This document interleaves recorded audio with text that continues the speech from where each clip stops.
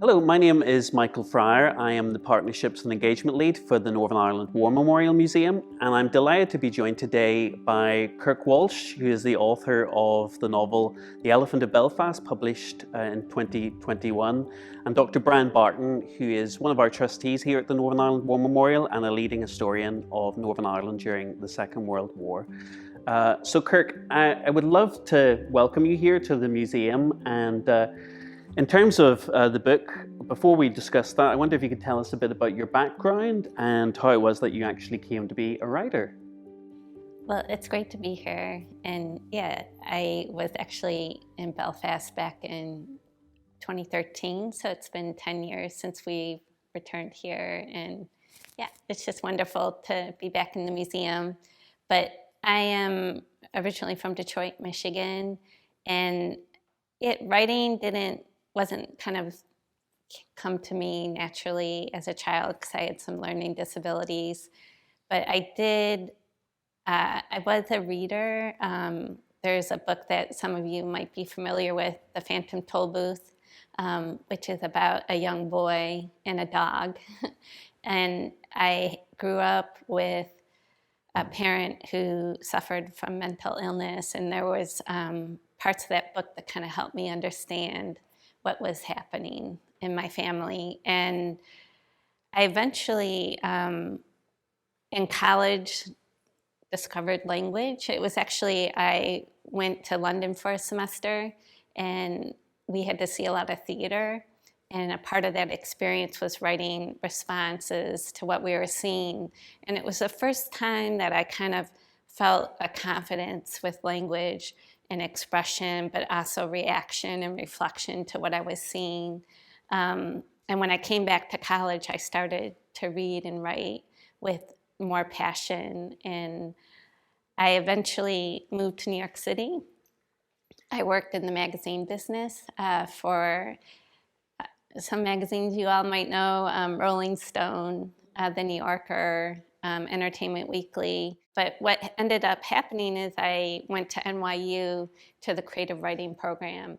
And my most influential teacher there was Yale Doctorow. In his class, he taught us about that it's just as important to read as it is to write, and kind of that discovery process of learning from other authors. And I think a big part of my process of writing this novel and learning how to write a historical novel, which is far different than writing a contemporary novel, really came from reading other people and also from my friends who write historical fiction. Your novel, The Zookeeper of Belfast, your first published novel, it's obviously based on a very specific story. It's based, isn't it, on the true story of Denise Austin, the zookeeper who helped Sheila the elephant, protected her during the Belfast Blitz in 1941. What first gave you that idea in terms of taking that true story and making it into the basis for your novel? And was there anything in particular drew you to this particular story, this particular period in history? So probably like a lot of people, I believe it was in 2009, the zoo, it was their 75th anniversary. And as many people know, Denise Austin is referred to as the Elephant Angel. And they actually didn't know her identity until 2009. They decided to do a campaign, and they put out those familiar photos of the elephant and the woman in the courtyard. And soon after, one of her last living relatives, David Ramsey, called up to the zoo and said, "That's my cousin, Denise Austin." And I think that story got played all over the world. And so I was actually driving on Interstate 35 in Texas, and there was a segment about it on the radio while I was driving. And I heard the story about a woman taking care of an elephant in Belfast. So my father's side of the family comes from Ireland and from Drogheda and County Clare. And both my dad and my uncle are deeply identified with their Irish Catholicism. And I always knew I wanted to write about Ireland. I didn't know it would end up being Northern Ireland, but I think I felt this kind of draw to want to learn about the complexities of Belfast. And as a writer, one of the most kind of rich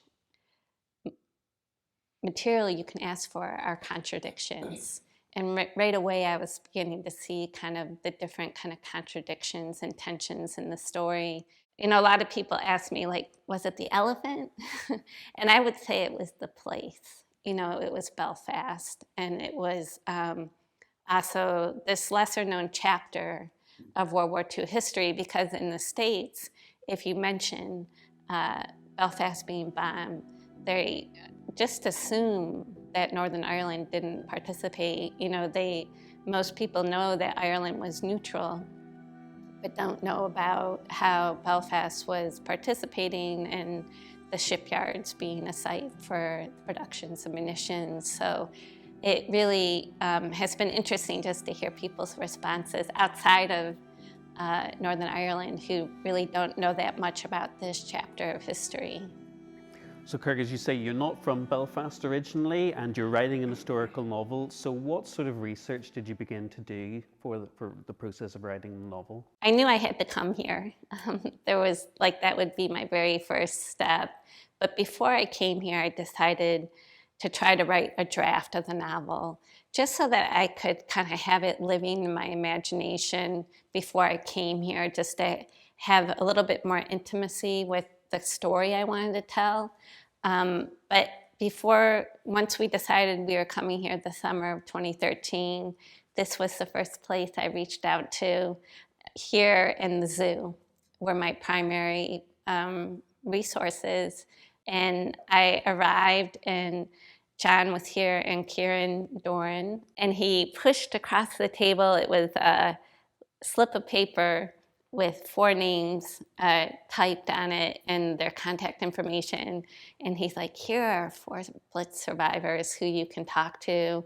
And he's like, I'm going to take you to go interview one right now. And it was Vance Rogers. And he has since passed away, but he was 17 when the Blitz happened. And it was a remarkable experience. He brought me to his home. We sat in his living room, and he described what it was like. He was a fire watcher in a building in downtown Belfast, and he described to me what it was like when the bombs fell, and what it was like to ride his bike up the street, not knowing if his home had been destroyed, not knowing if his parents were alive. It was after that interview that I just was like, I think I can do this. But it was still just the beginning. As a novelist, it's through the voices of the individuals that you're really able to build scene. It's through diary entries and letters. And obviously a lot of that's captured in Brian's book. And I was able, anyone who reads my novel, the Easter Tuesday bombings really reflect the voices of the survivors who I interviewed. And yeah, it was through those kind of details I was able to animate what it was like. Kirk, as you mentioned, Brian's work has been so helpful to you in the process of writing the book, particularly this book, the Belfast Blitz, The City and the War Years. So Brian, maybe I could ask you, what do you think it is about the period of the Second World War, and particularly the war in Northern Ireland, that does make it such a rich area for research? Well, I think a lot of it comes down to the volume of sources. I mean, you've got sort of 3 governments that were concerned with the events of Northern Ireland: the London government, Stormont government, Dublin government, and you've got a vast range of private sources and various other sorts of sources, which makes it a very rich area in terms of source material. If I was to recommend a single place to come to get insights into the Blitz or the war period in general, I would strongly recommend the Northern Ireland War Memorial. I think nowhere else carries the same weight of material and knowledge as is kept here.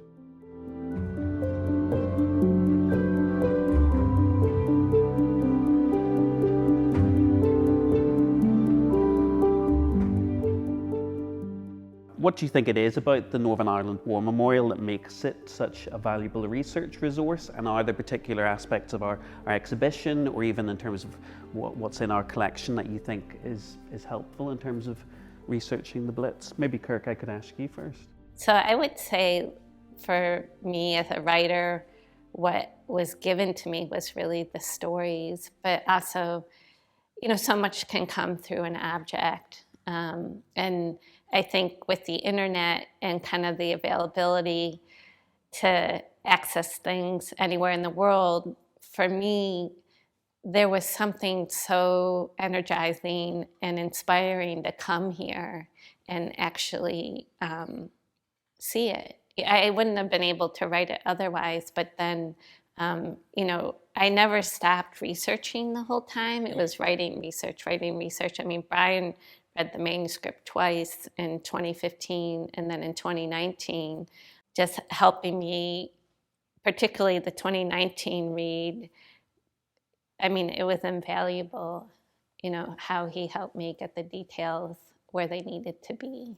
Brian, maybe I could ask you to comment in terms of what do you think it is about the Northern Ireland War Memorial that makes it such a valuable research resource? 2 or 3 things specifically. One would be the artifacts and the collection, just the general content of the collection here. Over 5,000 items in stock, steadily expanding into new areas, relating to the whole experience of the war, not only in Belfast but throughout Northern Ireland.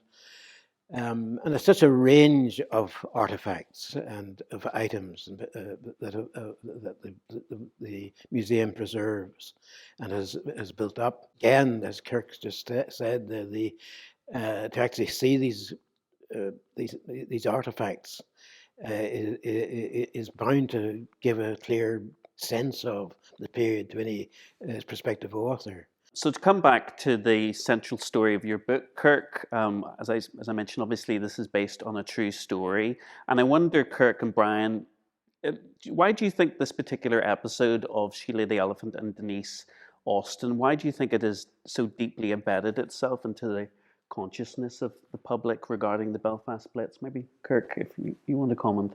Obviously, it's an unusual story that an elephant is walking freely on the streets of Belfast during a time of chaos. But I know for me, when probably our most recent event with the pandemic, or January 6th in the States, that when there are these kind of colossal moments of devastation and destruction, we need these kind of smaller canvases or these smaller stories sort of as a aperture to help us step into trying to understand what happened. And, when I started the book, there are a lot of things I didn't know. Like, a part of my process as a novelist is revision, and I write a lot of drafts, and in that process, the story kind of shows itself to me. And with this book, the themes kind of emerged over time. Ultimately, this is a story about an elephant and a young woman, and the other element of research was understanding elephants, but it was, leaning into that relationship and trying to understand how, a young woman in 1941 is a pretty vulnerable individual when there's not a war going on, like particularly if she's not getting married. And so for her to be guiding this animal that's much bigger than her, that she's vulnerable to, that somehow she learns to control this animal, I think there's a lot of suspense. There's a lot of identification, even if someone hasn't had an experience like this. And so I think it's like this kind of very accessible narrative within this very complicated story of what happened with the Blitz. Brian, as an historian of the Blitz, is there anything for you about this particular episode that stands out? And why do you think it has embedded itself into the public consciousness? in terms of the specific appeal of the story, Kirk has expressed it much better than I ever could. I think it is the sort of in my view, the sort of courage of the young woman, the tenderness that she shows, the triumph of the human spirit, the protective urge in the context of devastation and destruction and horrendous events in Belfast itself. I mean, it's so easy to relate to identify with, I think. And finally, I thought I would just ask you, we have an historian, we have an author, and I wonder if we could bring those two things together with a question about if you have any final thoughts regarding the relationship between historical fiction and the events that it depicts. So maybe, Kirk, if you wanted to comment on that. Yeah, so I think a part of my process in working with Brian was, obviously the historical events are the scaffolding. They provide the framework for the story, and you can't change major events because, people will be like, that didn't happen. But within that, my job as a novelist is to tell a story that is compelling, a character that is not just one thing. And it did take me some time, like when I first wrote an earlier draft of the book, I stayed very close to what happened. And I will say, like, the events that happened at the zoo with the animals is true in terms of the execution. There were certain things I knew I didn't want to change. One thing that was interesting to me in Brian Moore's novel, he only included the first two bombings. And when I first read it, I was like, oh, I wonder why he didn't include the third one that happened in early May. And as I was writing my own book, eventually I came to see that I didn't include the third one either because I felt like I couldn't put my characters through another bombing. And I think, a lot of people ask me why I end the book where I do. And as Brian mentioned, like, I wanted the American writer George Saunders has this quote. He's a big fan of Chekhov, and he talks about how with Chekhov, you want to write towards tenderness. And with the closing scene of my book, that was kind of my hope, was to write towards tenderness. And I know that, Belfast did not recover from the Blitz quickly. It took a long time. And with the zoo, I think it took about 5 years before animals were brought back in. And so I felt like, it ends with a moment of almost celebration despite all the losses, and that even when we've had these tremendous devastations, that we can still kind of have these experiences of like love and hope. I have been asked a few times, like, is there a sequel? But I think it's good to be able to end a book where the reader can kind of continue the story themselves. And Brian, have you any thoughts as an historian about the relationship between the history and historical fiction? The pleasure I get from writing is in writing just straight history books, gathering the sources, the excitement of finding new sources, trawling through them, thinking about them, blending them, and trying to write up a cohesive narrative based on the sources and as true to the sources as I can get. I find that I can't step outside the sources. I can't imagine characters who didn't exist, who I don't have sources for, or events that didn't happen but could have happened. I just don't have the imagination to do that, and I envy those who do, like Kirk. In terms of historical novels and that type of genre, I totally agree with what Kirk has really said there. I think mean, obviously you don't want to sort of trammel the imagination of the creative writer, but it seems to me that you have to get, I think, three things. One, you have to get the context accurately to set the period, so that the events that you're describing in a certain period ring through. And you can't ring or can't change big things that people will just simply say this is nonsense. Secondly, I think you have to get the details accurate, so that you can bring out the realities of everyday life authentically. What people wore, what they ate, newspapers or diaries or whatever are invaluable to provide that sort of, and I think a museum like this is invaluable to bring out those day-to-day realities. And thirdly, I think, and as again Kirk mentioned there, I think probably the most difficult thing is to get the language, the dialogue, what people thought, their perceptions. And again, it's immersing yourself in the period, in the voices of the period, which I think helps to clarify that. I mean, I think it's important to be able to, as an historical novelist, bring out the strangeness of the past. That to a large extent, the past is like a foreign country. You can't sort of impose present-day constructs or views, perspectives on the past. And I think that is something which brings out the qualities of a good historical novelist. I think, finally, that the zoo story is a perfect medium for an historical novel in many ways. I mean, it's a true story. It's a well-known story. But the details are there to be played with, the characterization, the events.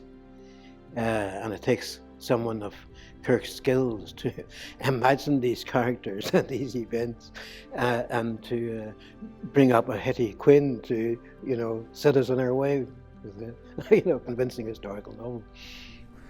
My thanks to you both so much for taking part in this conversation, to you Kirk Walsh, to you Dr Brian Barton. The Zookeeper of Belfast and the Belfast Blitz, The City in the War Years are both available from all good retailers, so hopefully you'll pick up a copy if you want to read a fictional account of the Belfast Blitz and also to find out about the real thing. And do please come and visit us here in the Northern Ireland War Memorial if you would like to find out more about Northern Ireland during the Second World War. Thank you both. Well done. Thanks so much, Mike.